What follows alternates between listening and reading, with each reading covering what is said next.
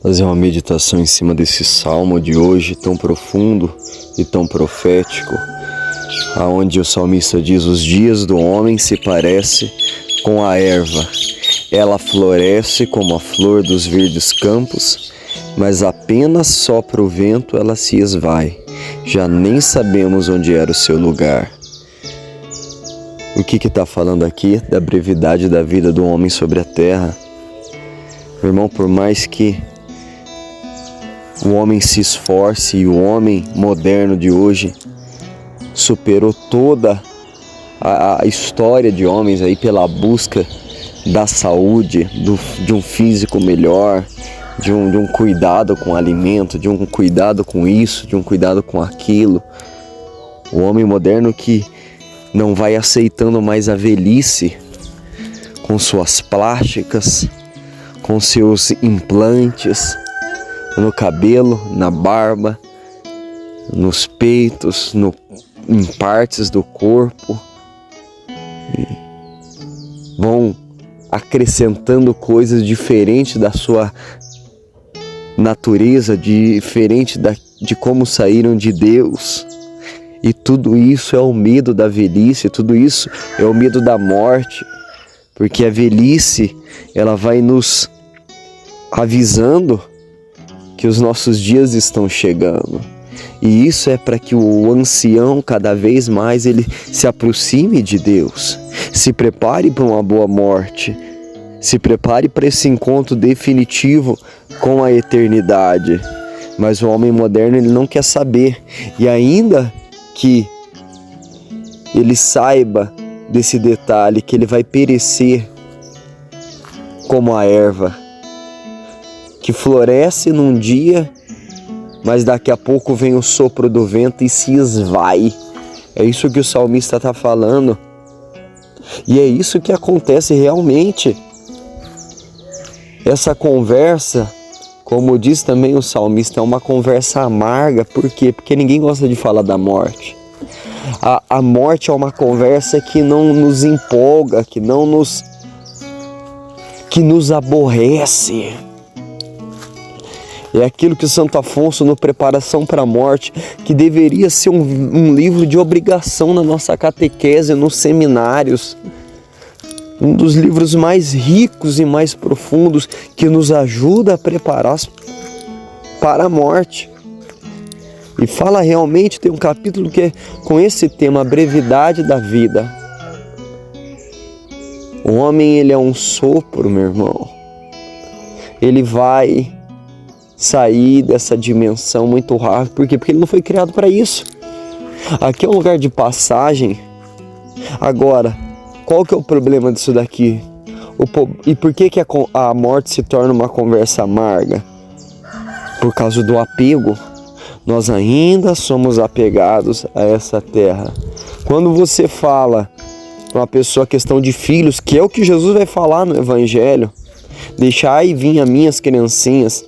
O que a pessoa fala? Não, mas no mundo do jeito que tá, dá para ter filho? Ah, que isso, que aquilo. Mas a pessoa, meu irmão, quando fala da morte, ela tá apegada nessa terra e ela tá se sacrificando. Às vezes a mulher, ela tem condição de ficar em casa, só o seu marido trabalhar, mas não, ela quer trabalhar também. Para quê? Para ter autonomia para gastar, para comprar, para desfrutar dessa terra. Mas essa terra não é uma terra que não dá para ter filho, que não dá para viver isso, porque as coisas estão complicadas. Então, para aquilo que me tira do conforto, para aquilo que me tira do meu eu me fecho. Eu estou trancado. Mas para desvencilhar, para desejar, como Santa Teresinha, como os santos desejavam se encontrar com Cristo. Francisco chamava a morte de irmã morte. Santa Teresa d'Ávila, que Deus revelou para ela o dia da morte dela e o horário da morte dela, ela ficava olhando para o relógio e se entristecia porque ainda faltava muito tempo para esse encontro.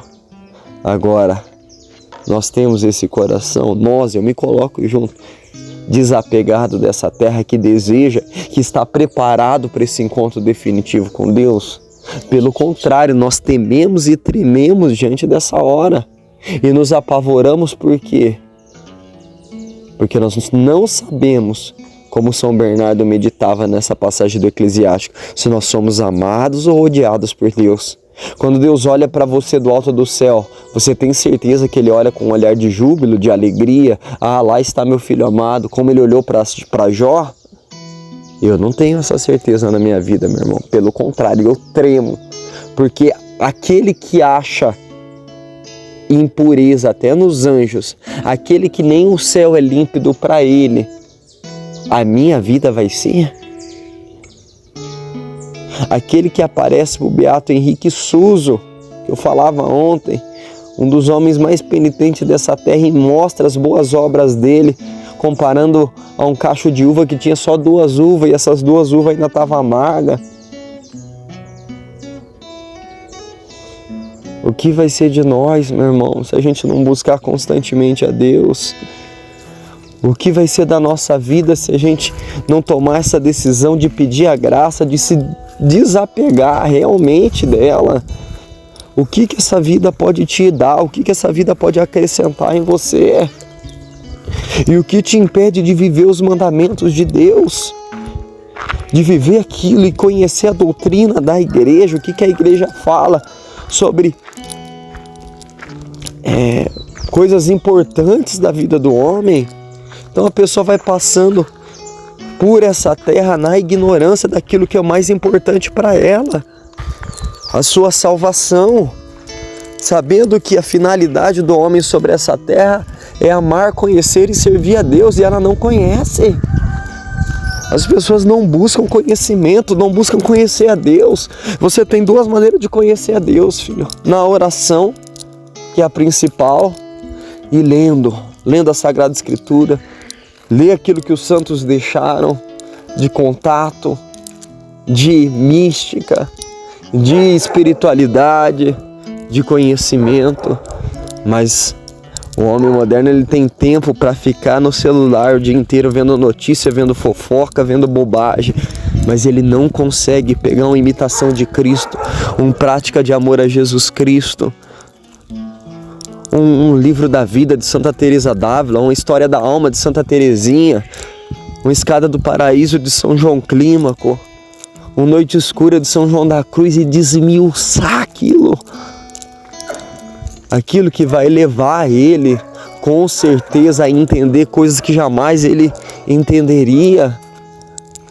Mas o que tem faltado no nosso tempo é a sede, porque as coisas estão muito acessíveis, muito fácil. Nunca esteve tão fácil, nunca nós tivemos um acesso tão... Hoje com o celular a pessoa consegue baixar alguns PDFs disponíveis aí, ela não precisa nem gastar dinheiro. Tem grupos aí de celular que disponibilizam livros e mais livros ali, é só a pessoa apertar um botão, ela lê. Mas não. E aí nós vamos chegar diante do justo juiz sem saber nada, nem o mínimo que era necessário para entrar no reino dele. E por culpa nossa, e ele vai mostrar onde nós gastamos nossa energia. As pessoas gastam hoje com mentorias, com esses coaches, com esses caras famosos, e gastam muito por uma bobeira, por uma larota.